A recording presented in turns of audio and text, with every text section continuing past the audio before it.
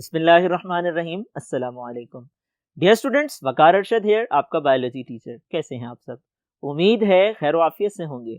आज का लेक्चर किन मौज़ूआत पे मुश्तमिल है, आज किन टॉपिक्स पे डिस्कशन करने वाले हैं, आइए देखते हैं, मूव करते हैं व्हाइट बोर्ड की तरफ। डियर स्टूडेंट्स, प्रीवियस लेक्चर्स में ये चैप्टर खत्म हो चुका है और एक्सरसाइज को हम डिस्कस कर रहे हैं। एमसीक्यूज को हमने डिस्कस कर लिया, लॉन्ग क्वेश्चंस भी डिस्कस हो चुके हैं। आइए अब हम शॉर्ट क्वेश्चंस को डिस्कस करते हैं, लेकिन इससे पहले समझ लीजिए आपका ऑब्जेक्टिव टाइप पोर्शन जो कि एग्जामिनेशन में पूछा जाता है इंपॉर्टेंट होता है, और शॉर्ट क्वेश्चंस हो या एमसीक्यूज हो यकसा अहमियत के हामिल होते हैं। आपके पेपर का मेजर पोर्शन चूंकि सब्जेक्टिव टाइप की जगह ऑब्जेक्टिव टाइप होता है, ज़्यादा नंबर सवालात में मुख्तसर सवालात के होते हैं और एमसीक्यूज के होते हैं, इसलिए आपने निहायत तवज्जो के साथ एक्सरसाइज में दिए गए शॉर्ट क्वेश्चंस को समझना है और समझने के बाद याद करना है। आइए आगाज करते हैं शॉर्ट क्वेश्चंस का और इसके लिए मूव करते हैं नेक्स्ट बोर्ड की तरफ।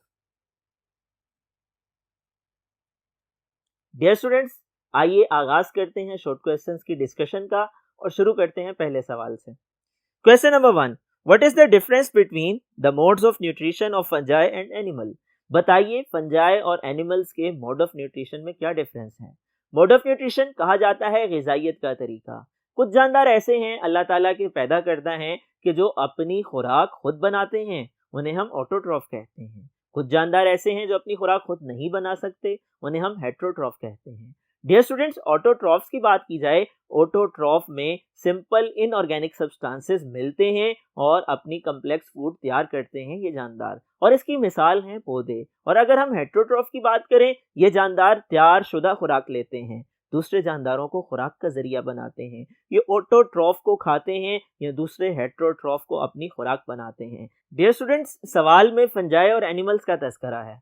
फंजाई की बात की जाए, ये स्पेशल टाइप ऑफ हेट्रोट्रॉफ हैं। ये एब्जॉर्प्टिव मोड ऑफ न्यूट्रिशन रखते हैं। ये गले सड़े मादों के ऊपर उगते हैं और खास किस्म के केमिकल खारिज करते हैं जिन्हें हम एंजाइम का नाम देते हैं। ये केमिकल एंजाइम गली सड़ी खुराक की डिकम्पोजिशन को, उनकी तोड़ फोड़ को बढ़ा देते हैं और नतीजे के तौर पे वहां से खुराक हासिल करते हैं। डियर स्टूडेंट्स, ये फंजाई का मोड ऑफ न्यूट्रिशन है। एनिमल्स की बात की जाए, एनिमल्स इंजेशन और डाइजेशन के जरिए खुराक लेते हैं। ये खुराक को निगलते हैं, लुकमा बनाते हैं और उसको उसके बाद हजम करते हैं खास किस्म की कैविटीज के अंदर। हम ये डिस्कस कर चुके हैं प्रीवियस लेक्चर में, और क्लासिफिकेशन सिस्टम में, 5 किंगडम सिस्टम में हमने इसको डिस्कस किया था। इस सवाल का जवाब कैसे तैयार करना है, इसके लिए आप लोगों ने रिव्यू करना है lecture number 4 and 5। Dear students, आइए डिस्कस करते हैं next question. It is difficult to use the criteria of interbreeding to determine species of unicellular organisms. Why? ये क्यों मुश्किल है कि हम इंटरब्रीडिंग को क्राइटेरिया के तौर पर स्पीशीज के हवाले से नहीं इस्तेमाल कर सकते यूनिसेलुलर ऑर्गेनिजम्स में। डियर स्टूडेंट्स, यूनिसेलुलर ऑर्गेनिजम्स की बात की जाए, उनमें एसेक्सुअल रिप्रोडक्शन होती है और एसेक्सुअल रिप्रोडक्शन को हम क्राइटेरिया के तौर पे इस्तेमाल नहीं कर सकते स्पीशीज रिकॉग्निशन के हवाले से, क्योंकि स्पीशीज की डेफिनेशन को डिस्कस किया जाए उसमें हम ये अंडरस्टैंड कर चुके हैं, स्पीशीज की डेफिनेशन में नेचुरल का लफ्ज इस्तेमाल होता है, यानी ऐसे जानदार जो कुदरती तौर पर आपस में मिलाप कर सकते हैं, मिलाप के जरिए से अपने जैसे नए जानदार तैयार कर सकते हैं, वो स्पीशी की डेफिनेशन में आते हैं। Asexual reproduction is an other thing that is not relevant to species recognition. इसके लिए आप लोगों ने रिव्यू करना है लेक्चर नंबर 3। इस सवाल का जवाब तैयार करने के लिए आप लोग इस लेक्चर को रिव्यू करेंगे, क्योंकि इस लेक्चर में हम इस कंसेप्ट को डिस्कस कर चुके हैं। आइए डिस्कस करते हैं next question. Question number 3, how are taxonomy and systematics related? Dear students, taxonomy और सिस्टमैटिक्स का आपस में क्या ताल्लुक है? ये बायो की दो ब्रांचेस हैं, रिकॉल कर लीजिए। चैप्टर नंबर 1 में हमने डिस्कस किया टेक्सोनॉमी के हवाले से। Taxonomy is a branch of biology. ये बायो की एक शाख है कि जिसके अंदर हम जानदारों की गिरोहबंदी करते हैं, एक जैसी और मुख्तलिफ खसूसियात की बुनियाद पर उनकी क्लासिफिकेशन करते हैं।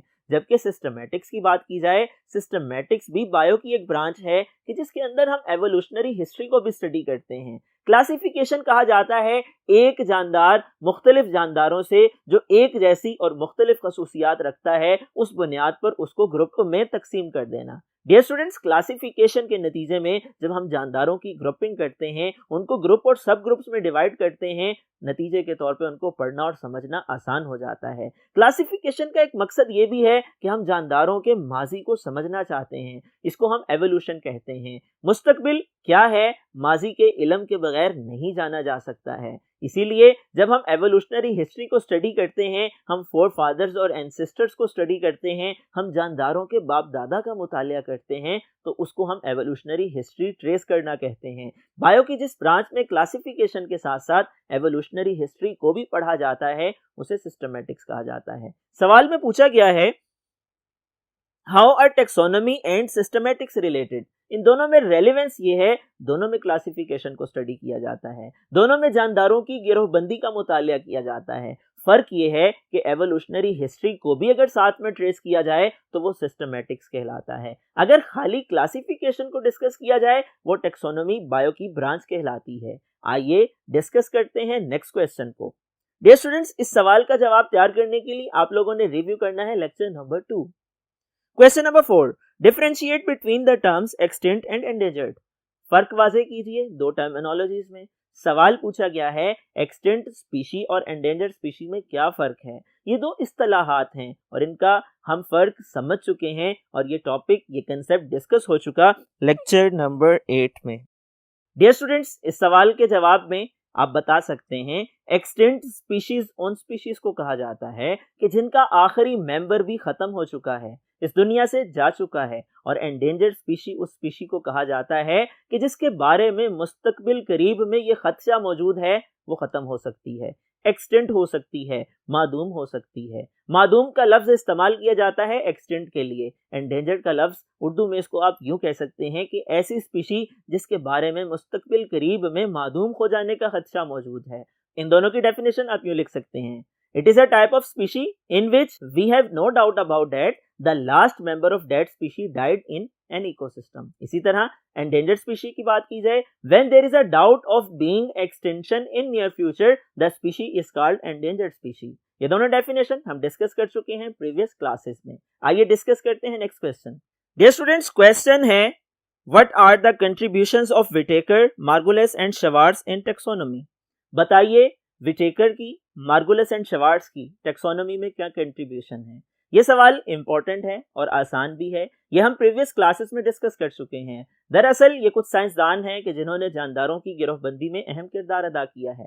रॉबर्ट विटेकर की बात की जाए, ये वो साइंटिस्ट है जिसने जानदारों का 5 गिरोही निज़ाम बनाया, जिसे हम 5 किंगडम सिस्टम ऑफ क्लासिफिकेशन कहते हैं। मार्गुलिस एंड शवार्ट्ज की बात की जाए, इन दोनों ने 5 किंगडम सिस्टम के प्रिंसिपल्स में मॉडिफिकेशन पैदा की। रॉबर्ट विटेकर का 5 गिरोही निज़ाम मुश्तमिल था 2 असूलों पर, और वो क्या थे? मोड ऑफ न्यूट्रिशन और cellular organization. Mode of nutrition यानी वो खुराक लेते हैं या बनाते हैं, ऑटोट्रोफ हैं या हेट्रोट्रोफ हैं, इंजेस्टिव मोड ऑफ न्यूट्रिशन रखते हैं या एब्जॉर्प्टिव हेट्रोट्रोफ हैं। इसी तरह अगर वो ऑटोट्रोफ हैं, वो फोटोसिंथेसिस कर सकते हैं, वो पौधे हैं या प्लांट लाइक प्रोटिस्ट हैं। डियर स्टूडेंट्स, मार्गुलिस एंड शवार्ट्ज ने एक तीसरा प्रिंसिपल ऐड किया और वो मॉडर्न जेनेटिक्स का था। यानी उसका ये कहना था कि जब हम जानदारों को 5 ग्रोहों में तकसीम करते हैं तो उसके अंदर एक बुनियाद ये भी शामिल होनी चाहिए कि उनकी जीन्स मिलती जुलती हैं, उनके डीएनए एक जैसे हैं या उनमें फ़र्क मौजूद है। डियर स्टूडेंट्स, ये कुछ सवालात थे जो कि चैप्टर नंबर 3 से रिलेटेड थे और आपकी एक्सरसाइज में पूछे गए हैं। इसी तरह बहुत सी टर्मिनोलॉजीज हैं जो हमने गाहे बागाहे मुख्तलिफ लेक्चर्स के दौरान डिस्कस की। आपने इन तमाम सवालात को जहन में रखना है और आज के इस लेक्चर को तैयार करना है। शॉर्ट क्वेश्चन इंपॉर्टेंट होते हैं और ऑब्जेक्टिव टाइप पोर्शन का हिस्सा होते हैं। यहाँ दिए गए सवालात हों या चैप्टर के अंदर मौजूद मुख्तलिफ सवालात हों, आपने हर तरह से इस चैप्टर को शॉर्ट क्वेश्चंस के पॉइंट ऑफ व्यू से तैयार करना है और तैयार करने का बेहतरीन तरीका लिख करके याद करना है। मुझे उम्मीद है आप इस लेक्चर को अटेंड करने के बाद, इन शॉर्ट क्वेश्चंस को समझने के बाद अपनी नोटबुक पे नोट डाउन करेंगे ताकि याद करने में आसानी हो। डियर स्टूडेंट्स, अगले लेक्चर तक के लिए अपना ख्याल रखिएगा। अपने टीचर को इजाज़त दीजिए। अल्लाह हाफिज़।